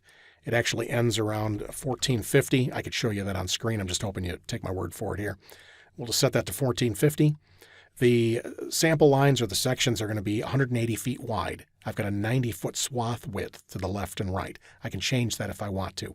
I can also tie the width of these to an alignment if I want to. Right here I can set the increments. Currently this is set to every 50 feet. If I come down a little bit further, I can assign sample lines at specific critical locations with respect to the geometry. Let's click OK. So you can see the initial sample lines, and then I still have a jig. I can place some sample lines at, like driveways or utility crossings or things like that. I am going to just add an extra one here at the apparent intersection of this alignment, and I will put one at this alignment and this alignment where my culvert crosses there. That'll work. So if I back up, I can see I've got an extra a sample line here located at this place. And I could put additional ones in there if I want. So there's my sample lines. These sample lines represent every place where I'm going to create a cross-section. They also represent the length of the cross-sections. Now, I want to generate my cross-sections. I'm going to generate them here in this drawing just for the sake of time, but I could generate these cross-sections in a completely separate file if I wanted to. Let's pan this up. You can see I've got a circle on screen there. To generate sections, I'm going to come up and I'll open the Section Views menu. Cross-sections are a lot like little profile views. That's all they are. Same thing. I'm going to say Create Multiple Views. And if you remember, this is the same dialog box that we saw when we created profile views. It's the same thing. And we can go through and we can dial up, what the datum is and the elevation range and what the sections are going to look like. I could change their styles here. All of this stuff is set ahead of time as part of my seed file. So I'm just going to choose Create Section Views, and I'm going to place these to the center of this circle. And one thing I didn't do is I didn't change the scale of my drawing. I notice since I am pulling them in this file, I would like these to be set at 10 scale. Let's go ahead and click one of those again, and I'm going to go to Update Group Layout. That's a little bit better. Perfect. So I'm seeing the cross sections, and they are organized in nice grids that are perfect, that will fit on my sheets when I go to print these. So I can see the sections. Now, you may be asking yourself, why did you drop these at the center of a circle? I did that because I'm going to split my screen in a minute, and I needed to know where one of these sections fell. Let's split the screen. I created this split screen earlier, and I needed to know where that section was. So let's do Dynamic Section. You can see right here, there's that section 92164. And if I zoom in on the plan view here, there's that additional sample line that I put at my culvert crossing. If I click the sample line, I do that to show you that as I drag this, you can see that the data that we see in the sections is dynamic to these sample lines. So as the model changes, all of my sections will update. Everything is tied together. Let me come up here and I will set this back to a single viewport. Let's come down to the bottom of this page. Here we can see section 8+50. Maybe I'd like to create some manual items in this section view. Have you ever done that before? Maybe I'd like to go in here and maybe create a little note. I'm going to type manual note. And then maybe I'd like to draw a circle at maybe the end point here. And then maybe I'd like to create a revision cloud. So inevitably what happens? You generate your sections. Everything is created. You got all the automatic tools, but then maybe you have to go through and do a couple little manual things. And then somebody comes along and wants to add a section. Let's do that. I'm going to come back over to my sample lines. Here's the sample line for 8+50. Let's say we have to add another sample line in here. To do that, I'm going to go to the Home tab, Creation Area. I'll choose Sample Lines. I will pick my alignment again. And it says, okay, I've got the jig again. Where do you want to put that? I would like to place this. Let's place this right in here, right just prior to 8+50. I don't really have a thing I can click on for that. So I'm just going to click on Screen. And I can see, 823.90 is where that sample line is. Okay, let's come over here. I would like to view that section. Let's go to Section Views. I don't want to create multiple views. I just want to create a single section view. If I open that up, I can say, here's the whole list. Let's just create a section view for that one that we just created. I'll choose Create Section View, and I'll drop that on screen. Now, I would like to slip this guy into the group. And I guess it would help. Once again, we can move these things around. Let me move that down. I'd like to slip him into the group. To do that, I can select the section view. I'll right-click and I'll choose Move to Section View Group. I can make him a part of the group that I've already created. And when I click OK, you can see how I dropped him in there and it shifted everything down. Okay, and if it had to, it would create another sheet. And you can see that all the manual stuff went along for the ride. So really nice if we have to add sections or make changes after the fact. These things update very nicely. Now let's talk about how we can calculate materials. For instance, maybe earthwork calculations, cut fill. Let's come up here. You can see in my sections I've got, or my cross-section views, I've got the existing ground section, I've got my corridor section, and I have the section that represents the datum surface. So I'd like to calculate some earthwork. We calculate volumes and materials from the sample lines. I'm going to choose the sample line and I'll come up and click Compute Materials. I would like to compute materials from the sample line group for this alignment. And then I will choose a quantity takeoff criteria. And you can make these ahead of time. In fact, I did. This one's called earthwork. So this quantity takeoff criteria is basically going to compare an existing ground surface to a datum surface. All I have to do is say in this drawing, that's the name of my existing ground surface, and that's the name of my proposed my datum surface. Notice it's going to calculate the average end area, or it's going to calculate the volumes using average end area, but there are some other options. Average end area is the most popular. Let me click OK. And let me go back into this for a second. I just want to show you that when I did that, I created what's called a criteria, and I can give this a name. I'm going to call this earthwork calcs, and I'll click OK. So once the calculation's been done, I could say generate volume report. I want to generate a volume report for the sample lines associated with this alignment. I want to use my earthwork calcs material list that I just made, and then I can select from one of these pre-made reports that come with Civil 3D. I'm going to choose the earthwork report. I'll click OK. And right here we can see the report that is on a section-by-section basis. There's my cut area, my fill area, my cut volume, fill volume. There's my cumulative fill and cut volume, and then my cumulative volume for the entire collection of sections. Let's close this. In addition to calculating those, you'll see that it has the ability to hatch. So I can see there's the cut area, there's the fill area. This way I can review the sections to ensure there's nothing unusual. I can cross-check this against my calculations. In fact, I can display the cut fill calculations on each section. If I click a section view, I can come up and say View Group Properties. If I go to section views, I can say, you know what, let's put a volume table on these. I would like to do a total volume table. Let me add that. And then I want to use my earthwork material list, and I want to place this. I'm going to put that at a -2.5. I know that number because I've put this in before. Normally it would take and drop right here, but putting it in 2.5 inches to the left gets it inside. That's what that number represents. So here we can see the cut fill information on each section. Now that we have this, we can do another example of that dynamic relationship. Let's go to Viewport Configuration List, and I'm going to load a view here called Dynamic Calculations. Here we're seeing Station 7 plus 50. And down below, I'm seeing the profile for this corridor. If I click my PVI and push this up, notice the profile updates, the labels update, the corridor updates, top surface updates, my sections updates, my earthwork calculations update. You can see these tables update. And then, same as we saw before, if I wanted to, I could go back and I can undo. I mean, just a wonderful thing. I can take away that grip edit and I could put everything back the way it was. Let me go back to a single view. Now let's talk about how we can calculate material quantities. First of all, I'd like to hide these hatch patterns that are in these section views. We saw in the profile views, remember I could go into a profile view and I can turn off the individual profiles. I can do the same thing with these section views.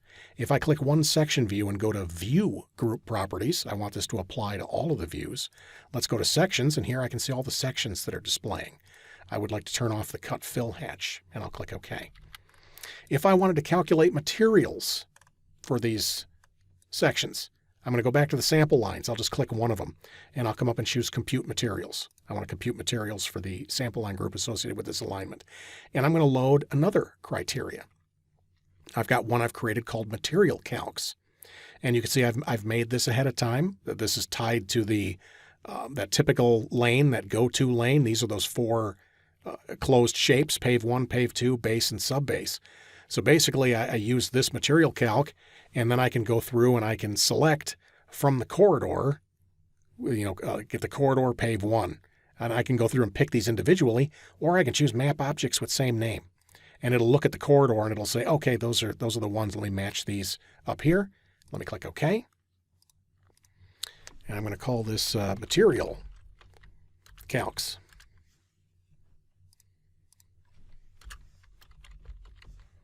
So that's my material list. I'll click OK. Now that I've done that, I can generate a volume report. I want to create a report using the material calcs, and then I will select one of these out-of-the-box report styles for the materials. I'll click OK. We'll display these on screen. So now I can see the materials calculated, those average end area volumes on a station-by-station basis, giving me the area, the volume, and then the cumulative volume all the way down until I get to the end here. Let's close this. I could display those as tables next to each section as well if I wanted to. Also notice that I have a hatch pattern going on pave 1, pave 2, the base, and the sub-base. Just another cross-check where I can compare just to make sure that the hatch patterns match what I would expect for my materials. Okay, so that's how I could generate sections. That's how I can calculate material quantities. Let's jump out of this. Last thing, we're going to look at how we can create sheets, how we break out sheets in Civil 3D. I'm going to go to Open, and I'm going to come down and I will grab these three drawings: cover sheet, general notes, and details. Civil 3D supports a multiple document or a multiple drawing environment. I can have multiple drawings open at one time. This makes it easy to drag and drop content from one file to another. I can copy paste content from one file to another because I can have multiple files open. If we look at the top of the screen, we can see the tabs that represent these drawings. This one is my cover sheet. To manage sheets in Civil 3D, we use a feature called the sheet set or a sheet set. Let's open up one of those. I'm going to go to the Home tab, and under Palettes here, I'm going to bring up the Sheet Set Manager. And then I am going to say Open. Let's open a sheet set. Now this sheet set is empty at the moment. Just for a second, imagine when you open the sheet set, if you saw a hyperlink that represented every title block in your plan set. You could use this list of hyperlinks to take and navigate to any sheet if you wanted to open it and make changes to that file. Another thing, when it comes to the sheet set, if you right-click on the sheet set name and go to Properties, here's where we can define the attribution that is going to be consistent on all of our title blocks. So I can take and manage it all here. This way, if the things change, I can make the changes here, and those changes will propagate out to all of the sheets. So how do we add sheets to a sheet set? I can do it with drag and drop. Here's the layout for the cover sheet. I'm just going to drag and drop this into my sheet set, and I'll click Import Checked. As soon as I bring that in, I'm going to do a quick regen. And when I regen, you can see how the fields here are now pulling their data from the sheet set. So if I was to edit the data here, it'll automatically update on this sheet or all sheets. Let's go to the General Notes. I will grab the Layout tab for this drawing, and I'll drag this into the sheet set, and I'll say Import. Let's come down here. I'll do a quick regen. You can see how that stuff is updating. Let's go to Details. I will drag and drop the details in. I'll click Import Checked, and I'll come down here and type Regen. We can see that change on screen. Once we bring the sheets in, I can click and hold and drag, and I can change the order of these if I want to. Okay, we can create groups in here if we want to. The nice thing about the sheet set is it's a one-stop shop to navigate your layouts. It's also a one-stop shop if you want to plot these. If you want to plot the whole plan set, I can open up this menu and I can see, publish to PDF, publish to plotter. Notice the padlocks. It'll show you the files that are currently in use. I happen to be in all three of these drawings. But if I hover over one of these with a padlock, it'll tell you in that menu, currently opened by Jeff Bartels. So that's kind of nice. Everybody on the project can have the sheet set open, and you can easily see who's working in each drawing. So those are just a couple of individual sheets. Let's look at how we can break out some cross-section sheets. I'm going to go to Open, and I'm going to open up this cross-sections drawing. This is the cross-sections I created for this Route 72 project. The Route 72 project is quite a long alignment here, and you can see it's got a little bit of a bridge through there. If I pan this over, you can see the cross-sections that I created. The same workflow we used before. Everything is organized to fit on my title blocks. So if I wanted to break out sheets for this, I'm going to go to the Output tab, Task-Based, and I'll come down and choose Create Section Sheets. The work's already been done to create these views. The only thing I have to do is I can either create a new sheet set or I can add these to an existing sheet set.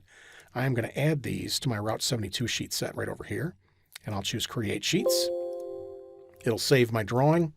Now it is wanting me to validate my title block. That's fine. And we'll give it a second, and you can see that in the sheet set, I can see there's my cross-section sheets. We can also see the layouts that it created here in my file. So if I open this up, there's the information from the sheet set, and I can see my cross-sections all broken out automatically.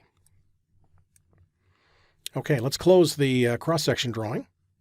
I'm not going to, well, we'll go ahead and save changes. And I will we'll look at how we can create plan and profile sheets. To create plan and profile sheets, I'm going to go to Open, and I'll come down and we'll grab this drawing called Plan and Profiles. In this file, I have the same project. I can see the surface. I can see my corridor. I can see the creek that runs underneath this. I can see my profile. To generate plan and profile sheets, I first need to create view frames. I need to identify what part of the plan view can fit on each sheet. So here on the Output tab, I'm going to choose Create View Frames. I want to create view frames along my proposed roadway alignment. Now, I don't want to run it for the whole length here because I've got some empty space at the beginning and end. So for user specified there, I want the view frames to go from station 700 to station 734.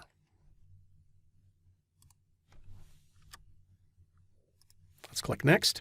Now I can create plan and profile. I can create plan only, profile only. Here's where I click to select the title block I'd like to use. I'm going to use the plan and profile title block since that's the type of sheet I'm creating. How do I want these placed, the view frames placed along the alignment? We'll just keep the default. Name of the view frame group. Here's the stylization for the view frame group. Am I using sample lines? Match lines. Here's the stylization for the match lines. Here's the spacing for the match lines. Let's click Next. Here's how I want my profiles to look. All this looks good. I'm going to choose Create View Frames, and you can see those on screen.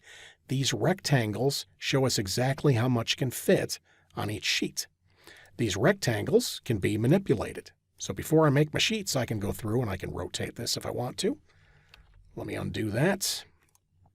I can select this and I can use the slider grip and I can slide these back and forth to dial things up exactly the way I want.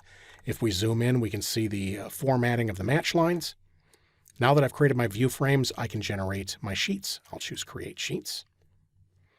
I want to create sheets from my proposed roadway view frame group, and I can create the layouts, one layout per drawing. I can create all the layouts in a new drawing. For right now, just in the interest of speed, I'm going to create all the layouts in the current drawing. Let me click Next. I'm going to take and assign these to an existing sheet set. We'll take and add these right to my Route 72 sheet set. Let me click Next. Now the profile views, I could keep the default settings here, or if I know, about my profiles and I know the data that's in this file, I can go through and preload some of the styles that I'd like to use. And we'll look at this. I can say there's a couple of profiles in here I don't want to display. And I also have a couple of existing ground profiles here that aren't going to need labels. I could change this after the fact too, but I know what I want here, so I might as well get it now. And I can go through and adjust my labels for my bands. Let's go ahead and click Finish. I'll choose Create Sheets. This will save the drawing, and then I'm going to click to place this up above. So when you create plan and profile sheets, what it's going to do is it's going to create layouts that are viewing. Let's close this. It'll create layouts that are viewing these areas defined by the view frame group. It also creates a special profile that is going to be displayed on each sheet. You can see it's the exact same data in both views. So it doesn't matter. I could change the data here, and the data is going to update in all the views. And you can see it made 3 plan and profile sheets. If I select plan and profile sheet 1, we can see how this is configured on the page. Notice that it automatically rotates the north arrow. There's our match line station. Let me go ahead and jump to the last one, plan and profile 3. We can see that. Okay, notice in the section views, you can see the padlock's off. I've closed that drawing. Nobody's in that one right now. Okay, so that is how we can break out sheets using Civil 3D, or at least the basics of a sheet set and breaking out sheets. I'm going to go ahead and close the sheet set. So to run through our test drive today, we have looked at a ton of things. We looked at the interface. We looked at surface creation and editing. We looked at alignment creation and editing. We looked at profile creation and editing. We looked at how we can create offset alignments and profiles and connected alignments to tie corridors together. We talked about assemblies. We looked at how we could generate corridors from those assemblies. We looked at how we could use targeting to create daylights and tie corridors together to create an intersection. We saw the automatic intersection tool. We looked at how we could do some widenings just by assigning a horizontal target. We looked at how we could do basic superelevation. We also touched on cross sections. We looked at how we could slip a new section into an existing group if we wanted to. We also looked at how we could extract material quantities, both cut, fill, and volume quantities for the various materials in our corridor. And then finally, we looked at how we could break out sheets, both individual sheets, cross-section sheets, and profile sheets, and have them part of a sheet set. So we have talked about a lot of things. I'm hoping by seeing the test drive here, you can better evaluate Civil 3D workflows versus the workflows that you're using with your current software. So with that, I just want to say thank you for hanging out with me. It was a pleasure, and I hope to see you guys again soon. Thanks.